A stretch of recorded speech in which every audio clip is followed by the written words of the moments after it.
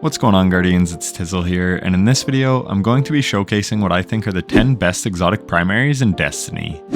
This is purely from a PvE perspective, so I won't really be talking about how they function in PvP, and the list will reflect that because some of these weapons are mid at best in PvP, but they are all-stars in PvE. And to further clarify, just so we are on the same page, a primary is any weapon that uses primary ammo. It doesn't matter if it is in the kinetic slot or the energy slot. It would even include something like Fighting Lion because that uses primary ammo. But spoiler alert, Fighting Lion is not on the list. So with those disclaimers out of the way, let's jump right into it. At number 10, we actually have the newly introduced Wishkeeper Strand Bow. This thing builds up charges by landing crits and getting kills. And then when you get 6 charges, you can put down a snare trap that suspends enemies.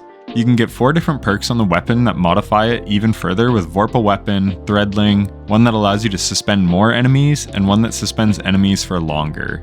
This obviously has great synergy with Strand, but it can be very powerful on any subclass. Also, there's something that applies to all of these weapons, but I will mention it here, is that as an exotic primary, it does 40% more damage to red bar enemies, and bows already hit quite hard, so this thing is awesome for taking out trash ads and Grandmaster level content. And on top of all that, it even deals 50% more damage to suspended targets, and when you suspend the target, you get faster reload and a faster draw time.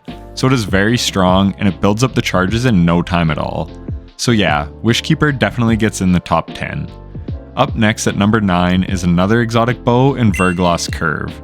Similar to Wishkeeper, it gets stacks of a perk called Hail Barrage. You get these on kill rather than on crits and kills like with Wishkeeper.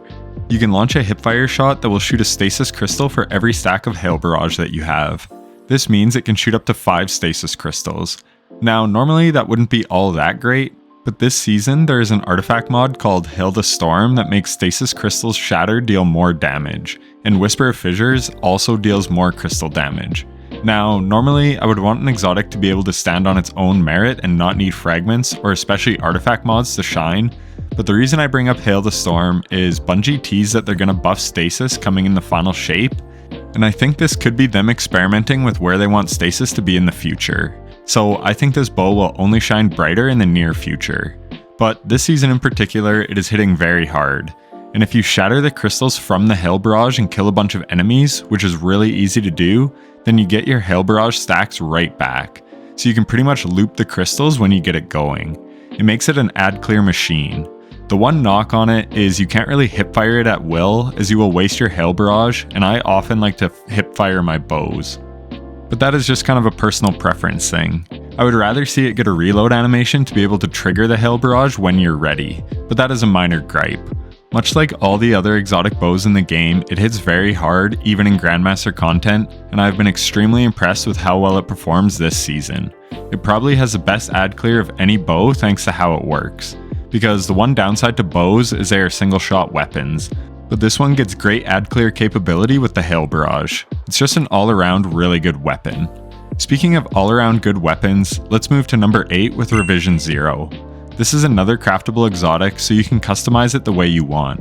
You can put a number of different barrel and magazine perks on it, as well as stock options and 6 different weapon perks. You can even change the way it shoots, be it a 4-round aggressive burst or a 2-round heavy burst. Because you can tailor it to fit your needs, it also goes pretty hard in PvP. But in PvE, it gets some really useful functionality. As you land crits and get kills, you fill up a meter of Hunter's Trace. This does take a while to build up, but the payoff is worth it. In GMs, I was able to take out a champion in 1 stun while solo with the sniper rifle version of the weapon. This is because you can get Vorpal Weapon as one of the perks for a 20% damage bonus to bosses and champions because it's a primary. And you can get 4th times the charm as well. So normally you only get 4 sniper shots at max charge, but with 4th times, you can get 6 if you land your first 4 crits. This weapon has received a couple of buffs over the last year, and it deals extra damage to champions. Plus, it has intrinsic anti-barrier built in, which makes it even more versatile. But it is the fact that it can take out red bars with ease, but then have the firepower for bosses and champions that makes it so special. Because sometimes you run low on special or heavy ammo, but this thing will always have ammo, so it's a great fallback option. It's just an all-around super good weapon in its current state after the buffs that it's received. Definitely give it a shot if you haven't already. At lucky number 7, we have one of my favorite weapons in the game, the Monarque. Yes, yet another exotic bow, but hey, the exotic bows in Destiny absolutely slap. It too has gotten some reworks over the years, but it is in a really good spot right now. It deals damage over time to enemies on a perfect draw, and perfect draw crits will spread the poison to other enemies. This is great as a passive way of dealing damage. It hits just hard enough to be able to one-shot most red bars and GMs, so that's super beneficial. And it is the king against overload champions. It comes with intrinsic overload, which is actually tied to the poison of the bow, so you need to hit the perfect draws to keep them overloaded. But if you know anything about overload champions, you know that damage over time effects are king on them due to how they work. Basically, you need to keep damage on an overload to keep it from regenning health. But these champs are often quite deadly, so the Monarque allows you to peek shoot them and still not let them regain their health. This is huge for survivability and endgame content. Like I said, normally you have to keep shooting them, which leaves you exposed and at risk of dying. This is less of a concern in today's sandbox because we can delete overloads with ease thanks to power creep, especially in a fire team. But if we are ever nerfed, then the Monarque is a great option for overloads. But like I said, it is also a wonderful ad clear weapon because it hits hard and spread poisons, and it can get volatile rounds with certain builds to hit even harder, and it gets unrelenting when you have the catalyst, so you can get health back when you're slaying out. This weapon is just awesome. Next up is number 6. We have a raid exotic in the Vex Mythoclast. Similar to Revision 0, this thing has received a lot of buffs over the years. And also similar to Revision 0, this weapon has an alternate fire mode that absolutely deletes champions. Like, it is absurd how hard this thing hits. Truly. It builds up charges by getting kills, and it can mow through enemies pretty damn well even in GM level content. And then when you stun a champ, simply swap to the alternate fire mode, and as long as you land your crits, they will die. This thing is truly awesome. I don't have much more to say about it. It hits very hard on minor adds and then can easily handle champions, which is not something a lot of exotic primaries can do. They are usually just good at one or the other. In the number 5 slot, we have Sunshot. This thing is an ad clear menace. Hand cannons got a buff recently to hit harder on red bars, and not many weapons benefited from this change as much as Sunshot. It can 1 or 2 tap most red bars and GMs, and it is the only 150 RPM hand cannon left in the game. It also has explosive payload to minimize its damage fall off. And when you kill an enemy, it makes an explosion and spreads Scorch, so it's really good at dealing with groups of adds, and it has Solar 3.0 synergy. This thing is flying high these days, and is probably the best ad clear hand cannon in the game. Next up at number 4 is a weapon that would have actually been higher a couple seasons ago, and that is Osteo Striga. Its poison damage was nerfed, so it doesn't hit as hard as it used to. That being said, it is still an ad clear monster and does very good damage over time on high health targets like bosses and champions, which comes in very handy. Damage over time is just a very strong effect in Destiny 2. We haven't had SMGs on the artifact in a while, so it hasn't seen as much play as it used to, but this thing still goes very hard. It just isn't the clear favorite anymore like it used to be, and it also is craftable so you can customize it however you want. This thing is still a stud and one of the best weapons in the game. Next, at number 3, we have Polaris Lance. It was neck and neck with Osteo Striga, and really just depends on the content that you're running.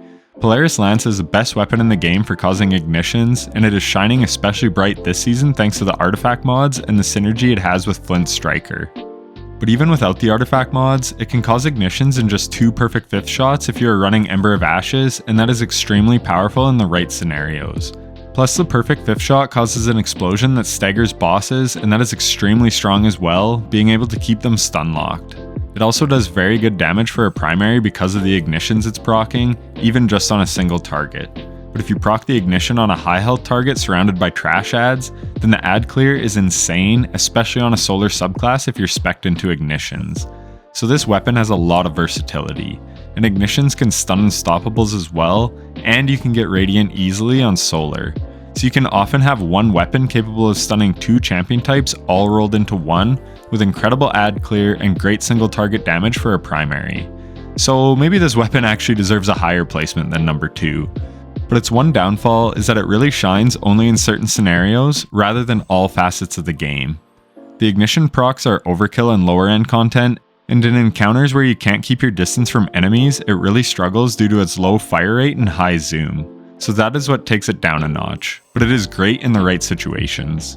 So you probably know which 2 weapons are next, so I want to shout out some honorable mentions first. Outbreak Perfected is nice with its ramping up damage and the fact that it gets more better with the more people that run it.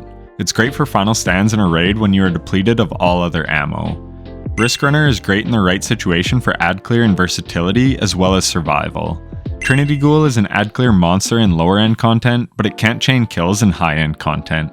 Trespasser is kind of the same. Thorn is really nice with Necrotic Grip specifically, and same goes with Malfeasance with Lucky Pants, but both of these are best with specific build pairings and not necessarily amazing on their own, which is why the ones on the list are here, because they shine with any build. Tiku's Divination is a great solar bow, and if it gets reworked to have Solar 3.0 synergy, then it would be a monster. Lumina is great for team raid scenarios for extra damage. Bad Juju is nice for super builds, and in lower end content it's really strong because you can chain kills and you never have to reload. And Graviton Lance hits very hard and has awesome ad clear and ad dense missions. All of these weapons are great in certain scenarios, but they are not the best overall weapons. And for this list in particular, I wanted to capture the best all around weapons. So let's get onto it and announce at number 2 we have Wishender. This weapon was never used for years, and then Bungie buffed it and gave it anti-barrier. It can one-shot barrier champ shields even in Grandmasters. Only Arbalist, which is a special weapon, can match that potency. And much like Le Monarque, this is very valuable because it allows you to stun in one shot, meaning you won't be exposed to taking damage from a barrier champ for very long. It triple penetrates targets, so it hits like a truck, being able to one-shot pretty much all red bar enemies and GMs, aside from like Cabal gladiators. This is obviously extremely strong, and it can do all this at very long range. You can just sit back and plink away on every champion in red bar, far from any danger. And the triple penetration means it hits very hard on champions too. It can chunk them down, meaning you can run whatever you want for a special and heavy, because you have a primary that can reliably deal with champs. Also, thanks to how super regen works in Destiny, you get a ton of super energy for every shot of Wishender that you land, because you get super for each damage instance, and each bow basically hits for the equivalent of 3 bow shots, so it is great for super uptime as well. It's just incredibly strong, and before this season with how easy it is to get Radiant, it was basically a no-brainer pick in any GM with barrier champions. Like, I do lots of solo GMs, and you can beat them with a variety of weapons, but for the most part, you're willfully handicapping yourself if you don't run Wishender, and that means it is obviously very good. It is basically best in slot, and everything else is just simply not quite as good, so it gets a number 2 rating. And that brings us to number 1, and to probably no one's surprise, we have Quicksilver Storm, the jack of all trades. You may have noticed a theme. Weapons like Verglas Curve, Wishkeeper, Revision 0, and Vex Mythoclast all have alternate fire modes. Their main mode is good for ad clear, and the alternate mode gives additional functionality. In the case of Revision and Vex, they can delete champions, but they are tuned so that they deal extra damage to champions specifically. Yes, the alternate fire mode is good for other enemies too, but not as good. But with Quicksilver, the alternate fire mode is good on everything. I don't think the grenade launcher mode used to do AoE damage, but now it does, and it wrecks. So the regular fire mode can now mow down enemies, and we get 50 shots in the mag. And every nanotech rocket we land, we get a grenade launcher shot. And these GL shots do a lot of damage. But what sets this apart from others is uptime. Vex needs some kills to build up its linear fusion shot. Revision 0 takes a while to get to full stacks because you have to land a bunch of crits, but Quicksilver can build up 3 GL shots in just 1 mag dump. Then you can shoot your GL shots and take out a bunch of high health targets with ease. And you can quick reload to use this for good DPS as well. Picture something like the Birthplace of the Vile boss room. You can lay a magazine into the boss and then have 3 GL shots, and just do this over and over. So you basically have unlimited heavy to dump on the boss. That way you can use your actual heavy or special ammo on things like the ads. This versatility is huge and really opens up your loadout to run whatever you like, because Quicksilver can just do so much on its own. And when it's anti-barrier auto rifle, it can one-shot barrier champs with the grenade shot, and it deals a ton of damage to champs even in GM content. So again, you don't even really have to worry about ammo on your other weapons, and it doesn't even require crits or kills to activate. You just have to land a bunch of shots. This weapon is just incredible, and with the catalyst, grenade launcher final blows will make a tangle, so it also has good synergy with Strand. This thing is basically the perfect exotic primary. Good ad clear, good single target damage, subclass synergy, Its one minor downfall is you can't really sit back with it and plink ads like Polaris Lance or Wish Ender, but in most scenarios, you don't need to do that. You can play aggressively and this weapon actually rewards you for doing so. It is quite simply the best. I hope it stays in its current form because yes, it is very powerful, but it's also extremely fun to use. So for a quick recap, we had Wishkeeper at number 10, Verglas Curve number 9, Revision 0 at number 8, Monarque at number 7, Vex Mythoclast at number 6, Sunshot at number 5, Osteo Striga at number 4, Polaris Lance at number 3, Wish Ender at number 2, and Quicksilver Storm taking the top spot at number 1. Let me know down below what you think of the list. I think I did a decent job capturing why these exotics are so good in Destiny 2, but yeah, let me know your thoughts. If you're still watching, then thanks so much for watching to the end. Leave a like on the video if you enjoyed it, and subscribe so you don't miss my next video where I rank the 10 best exotic specials in Destiny. Once again, thanks for watching and take care.